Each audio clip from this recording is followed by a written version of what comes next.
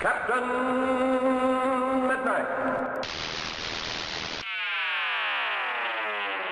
This video is brought to you by Audible.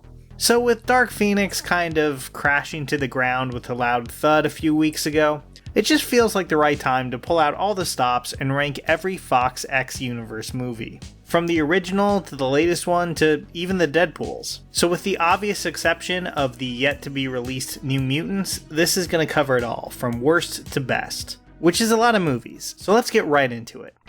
Been a long time, little man. Not nearly long enough. Number 12. X-Men Apocalypse. I know there's a few other movies in the series that most people would say are worse than Apocalypse, and I think in a few ways they're right. But at least those have a so bad they're good quality that this one just lacks. Everything about this movie, from the sloppy Magneto arc to how poorly written the new Storm was, to the completely dull third act fight that just seems like it never ends, feels pretty lazy.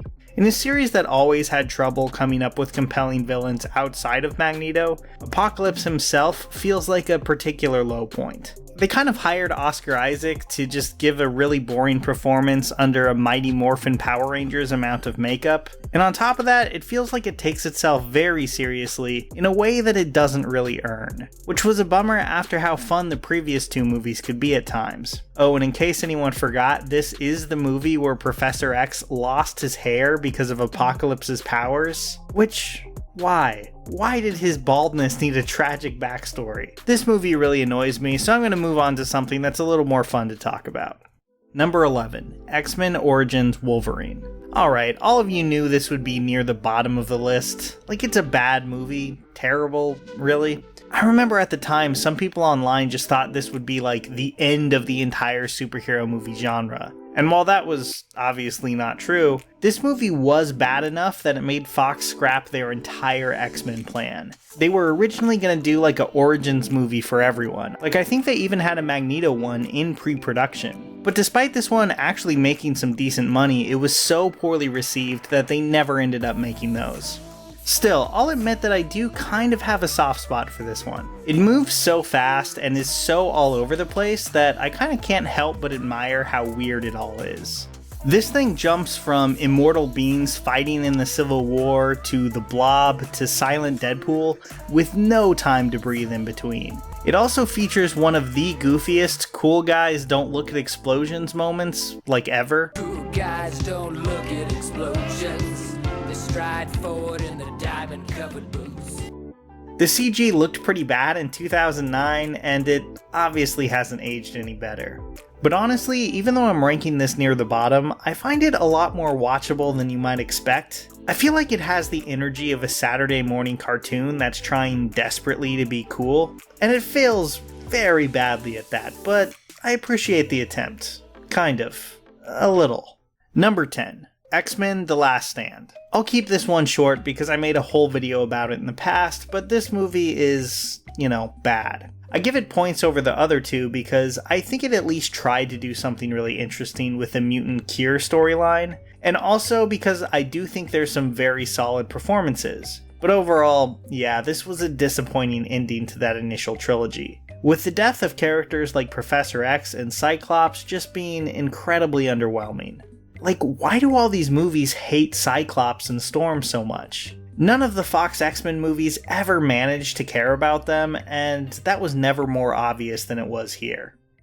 Number 9. Dark Phoenix. Here we are, back to the latest and far from greatest in the series. Like I said last week, this movie had potential. I thought it had a few interesting moments, mostly provided by the great cast from First Class, but it falls flat on its face when trying to be an actual Dark Phoenix movie. It has a really boring villain and never quite manages to have much of a character arc for Jean Grey herself. I don't hate it like a lot of people online seem to, but I'm definitely not going to call it a great movie either. Overall, it's just really underwhelming.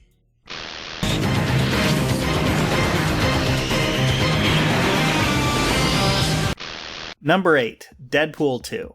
This might actually be the first controversial pick of the list because I know a lot of people are huge fans of both Deadpools. But for me, this was definitely a case of diminishing returns. Deadpool 2 definitely has its moments, especially the incredible X-Force parachuting scene that might be my favorite scene from either film, but especially on rewatch, I'm just not the biggest fan of this one. Your mileage is going to completely depend on how funny and likable you find Ryan Reynolds in the role, and for me personally, he manages to be annoying and unfunny here just as often as he pulls off a decent one-liner. I also think for me, a lot of the side characters just fell totally flat, though I gotta say, I was really happy to see this Colossus again, and I think him and Deadpool together are just a really great comedic team. So yeah, this one really rides the line for me. Not bad, but definitely not something I'm super eager to revisit. Number 7, The Wolverine. This is kind of a weird one because it feels like the least remembered of the whole series. People don't seem to have really strong feelings about it, and I kinda get why. It's a perfectly solid Wolverine story. The Japan setting is novel and kinda fun, the story is pretty good even if it devolves into the standard superhero stuff by the end. The only thing that really stands out here is the Hugh Jackman performance, but that's definitely not nothing. He's really great here, and he even manages to make me retroactively care about Logan's relationship to Jean Grey, which the first 3 films never really managed to pull off. And when I rewatched this one, I was surprised by how fun the action is, and how the cinematography itself just kind of felt a step above the usual X movie. So maybe there's nothing particularly amazing about it, but I still think it's a pretty good watch. It's definitely something I'd recommend checking out again if you haven't really seen it since it was in theaters. Of course, now it just kind of feels like a prelude to Mangold and Jackman's next Wolverine movie, but I'll get there later. Number 6, Deadpool. Again, I know there's bigger fans of this movie out there than me, but I was still pretty impressed with Ryan Reynolds' first turn as the character. The fourth wall breaking stuff works really well here, and especially being released the same year as the boring and self-serious Apocalypse, this was a huge breath of fresh air. I love the choice of sidekicks they give Deadpool here, and not all the jokes land, but I do think the average is much better than in the sequel, and I still think that title sequence is really clever and funny. Honestly, Deadpool is a character that constantly flirts with just being totally unbearable to me, but this movie rides that line far better than I expected it to. And much like the first X-Men, it's pretty impressive what they managed to pull off with a fairly small budget. Number 5, XMen. A hugely important film in the history of comic book movies, X-Men felt like a massive event when it was first released, and it's still a real landmark now. But what's really interesting about revisiting this movie is just how small it feels in 2019, and I really mean that in both good and bad ways. The movie was far from a sure bet back in 2000, and it doesn't have the budget of any of the X-Men movies since then, and you can tell. And in some ways, it does a great job, giving us versions of Rogue, Magneto, Professor X, and especially Wolverine that felt more grounded and human than most audiences were expecting from a comic book movie at the time. I think it sets up the philosophical differences between Charles and Eric really well, and it definitely makes us care about Rogue and Logan's journey. But it also drops the ball on most of the other X-Men, making the team itself pretty bland, something that future movies rarely improved on. And the final battle at the Statue of Liberty just does not hold up. Still, while I wouldn't put this on par with the first Spider-Man movie, I do think X-Men is really solid, with some great actors that really elevate this pretty average script. Number 4, X-Men First Class. I thought First Class was amazing in 2011, especially after The Last Stand and the first Wolverine, and I think it's still pretty great. Sure, Kevin Bacon and January Jones aren't given much to do as the villains, but our 3 leads more than make up for that. James McAvoy's Professor X is less polished and more flawed than Stewart's. Fassbender's Magneto feels like he could snap at any moment and just brings a real intensity to the role. And Jennifer Lawrence actually feels like she cares here, compared to future movies, and makes Mystique a far more well-rounded character. For me, Magneto is the real standout, with Eric's European Nazi hunting being some of the best stuff this series ever did. And the young team it sets up seems like it had a lot of potential too. Overall, this was exactly the kind of soft reboot the series needed, and I can still have a great time going back and rewatching it. Which, thanks to FX constantly playing it for some reason, I kind of do a lot. Number 3, X-Men Days of Future Past. I'm probably placing this a little higher than most people would, but I'm a pretty huge fan. The fact that both casts are here really adds a lot to the movie. In a weird way, I think it helps cover up the fact that these movies have never been great at developing the team beyond a few core members, because at least there's two versions of the characters they actually did well here. I also think the tone is just really well balanced. The drama of the future Hell world made the stakes feel very real and immediate, but the humor really lands too.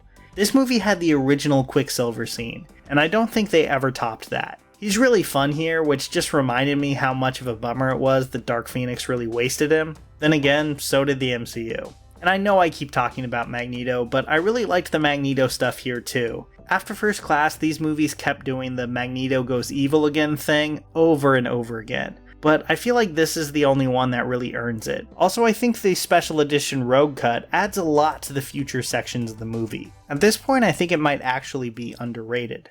Number 2.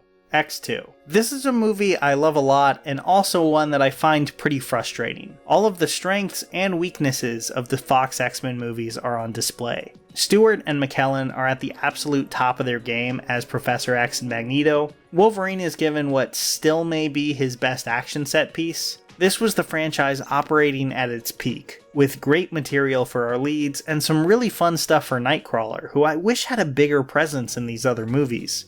I feel like with the mountain of superhero movies that have come out since, it's pretty easy to take X2 for granted. And even though characters like Cyclops were still very undercooked, of course, this may be the closest the movies ever got to replicating what I love about the X-Men comics at their best. And for a very long time, I just assumed it would remain my favorite movie set in this universe. But one movie came along and changed that. Magneto has arrived, only in X-Men 2 for Sega Genesis. Number 1. Logan. There's something kind of strange about the fact that James Mangold's Logan exists at all. I feel like it's a real risk with audiences to take superhero material this seriously. Because if you fall flat on your face, it's going to be even more embarrassing than making something that's just kind of boring and lighthearted. I mean, just look at the Fox Fantastic Four movies. They're all bad, but the most recent one, which tried to take things in a more serious direction, was just mocked way more. But when it works, like here or in the Chris Nolan Batman films, it's pretty great.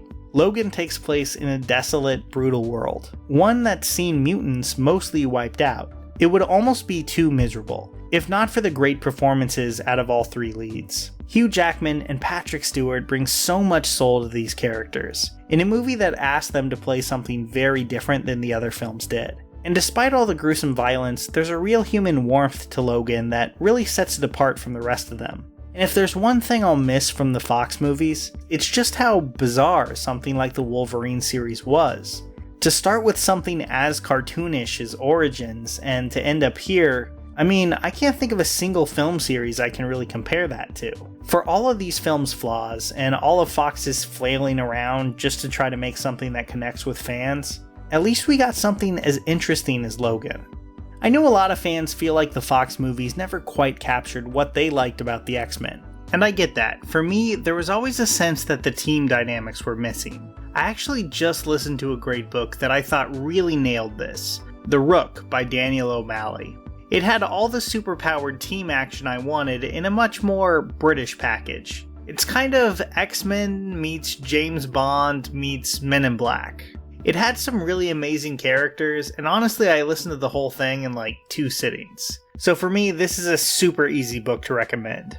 But that's just the tip of the iceberg with Audible. It's one of my absolute most used apps for a very good reason. No matter what I'm looking for, whether it's a great fiction story, a book on history, or even a marketing book that could help me grow my channel, Audible always has me covered. Plus, members get a free audiobook and 2 Audible originals every month.